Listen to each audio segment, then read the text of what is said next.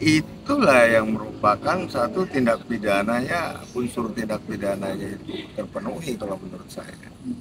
Karena kan eh, kalau dibunyi pasal 28 ayat 2 Undang-Undang ITE ya, itu menyangkut satu tindakan seseorang ya yang berakibat kepada timbulnya penistaan pada satu golongan, satu agama. Nah, apa yang dia lakukan itu kan memang hal-hal yang bertentangan dengan ajaran agama Islam. Seperti yang diajarkan dalam Al-Quran dan Sunnah Rasul. Bahkan bukan bertentangan aja, bertolak belakang. Apa yang diajarkan itu melanggar hukum dalam agama Islam. Jadi merupakan perbuatan yang mengandung dosa besar itu.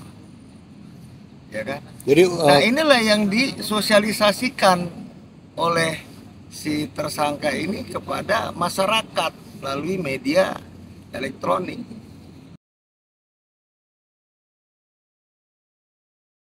Tidak bisa, makanya nggak boleh main-main di dalam bermedsos.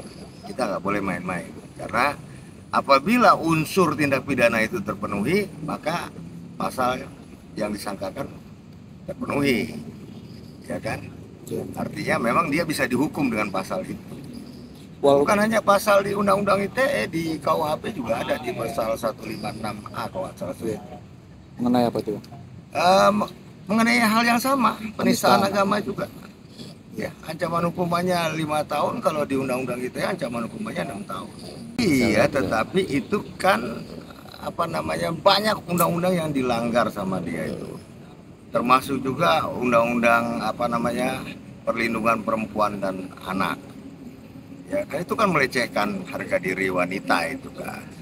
Ya, Bang, ini kita kan mengenal sama-sama bahwa undang-undang ITE ini adalah pasal karet nih, Bang. Nah, apakah bisa diganjar juga undang-undang yang Abang sebutkan tadi di KUHP supaya KUHP 156A bisa. bisa, Iya. dan itu udah pasti dia Ya akan kalau mau tepat lagi undang-undang ITE karena kan dia mempergunakan media medsos ya, media sosial untuk mensosialisasikan perbuatannya itu. Artinya dia mengajak orang untuk melakukan perbuatan yang bertentangan dengan ajaran agama Islam.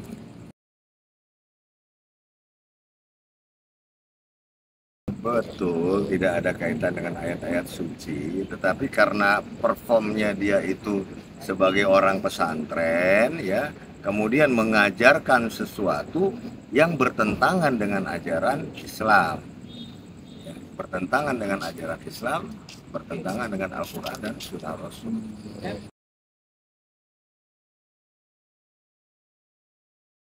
Kalau menurut saya untuk perkara ini terpenuhi unsurnya.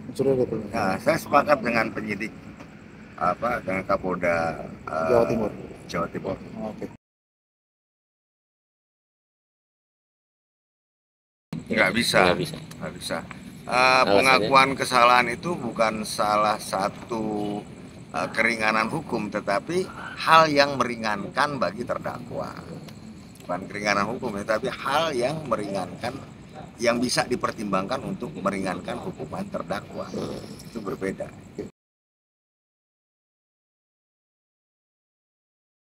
Ya, memang kita sebagai pengguna media sosial itu harus juga memahami peraturan-peraturan hukum yang berlaku di negara Indonesia.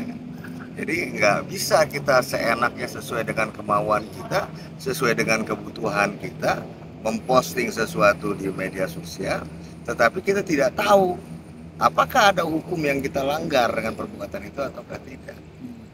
Nah, sebaiknya masyarakat harus mengerti itu aturan-aturan hukum yang berlaku di negara ini agar tidak terjerat kasus pidana karena kecerobohan.